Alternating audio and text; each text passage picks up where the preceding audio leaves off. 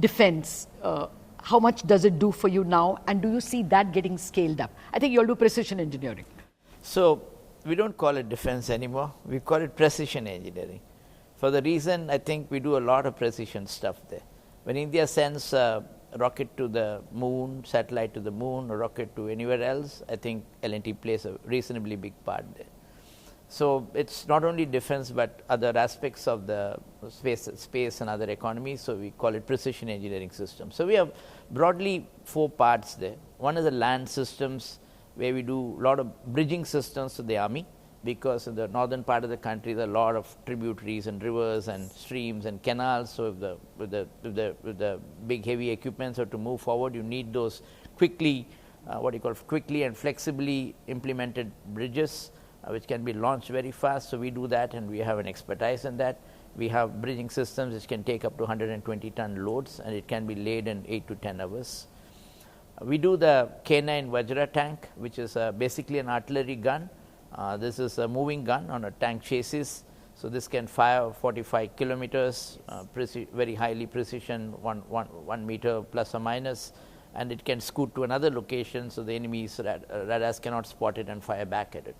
So we also recently developed a light tank called Zorawa, along with the DRDO, Defense Research, and this tank is about 25 tons. This was required for being operationalized in the rarer atmospheres of Ladakh. So we have made 1 tank so far. We are about to make another tank, and this is undergoing rigorous tests in Rajasthan, Ladakh, etc. So once it's approved, I think we will get into making of these light tanks at Hazira. So these are the 3 things that we do on the land systems, apart from other smaller subjects. The second big area that we are in is in the naval systems. We do submarines. I cannot talk much about it, but these are strategic in nature. We also do surface ships, which includes ships like corvettes, like offshore petrol vessels, like interceptor boats, anti-submarine warfare ships, etc. These are made in our yard at Katupalli. We also have a 9,000-ton ship lifts facility there. And beyond making these ships, both steel and aluminum, and outfitted totally, etc., we also have an agreement with the US Navy, where they do send their ships in the Indian Ocean area for repairs and small treatments, and we have the facilities for doing it there. So this is the second area that we are in. The third area that we are in is in complex systems, like we can call it electronics. So this includes high power radar.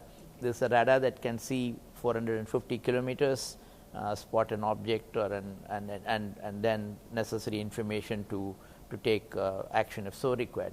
And second is what is called close-in weapon systems. So these are a radar which can spot 25-30 kilometers. These are placed near, for example, the parliament or a defense establishment. So if you spot a drone or an aircraft, the radar spots it, and immediately necessary action is taken to, if it is an enemy object, then you take necessary action. These are highly complex systems.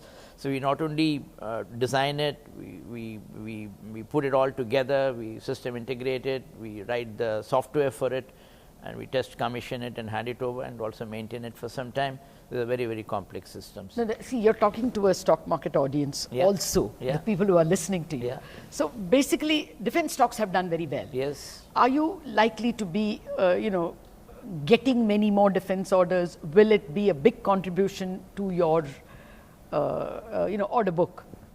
See, the way defense works, Latha, is that we are a nation which has borders with sometimes not so friendly powers, but at the same time there's a limitation of resources. It's always a question of how much you need.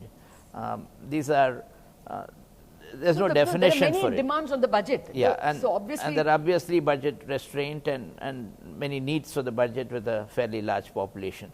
And there's no limitation as to you need so many tanks or you need so many missiles. Whatever you have seems to be not enough, and whatever you don't have seems to be always wanted. So that's the curious case out here. So I call defense within the company as a permanent startup. Okay. So we get 100 tanks, and the next tanks, I don't know whether we'll get it or not. So sometimes the expertise is there. We have done a lot of Atmanirbhar. We have these indigenous developments. So, but if we don't get the next 100 guns, it's a worry, right? So so you cannot predict this business whether it will become a Fair huge enough. business or not. So this is a very important part of L&T. This is a strategic part of L&T. This is a very interesting part of L&T. This is where we do a lot of R&D and in-house thinking and research, etc. So it's a sort of an engineer's dream to be in this business.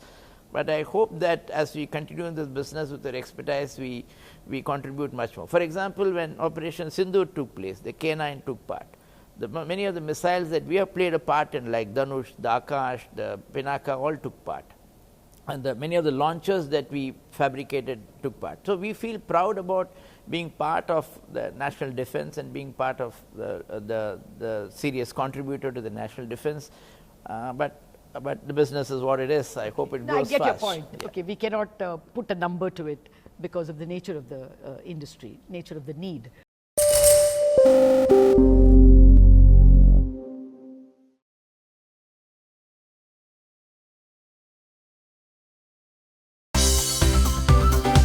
Well, thanks so much for tuning in to CNBC TV18. Make sure you follow us and stay updated on all our social media platforms.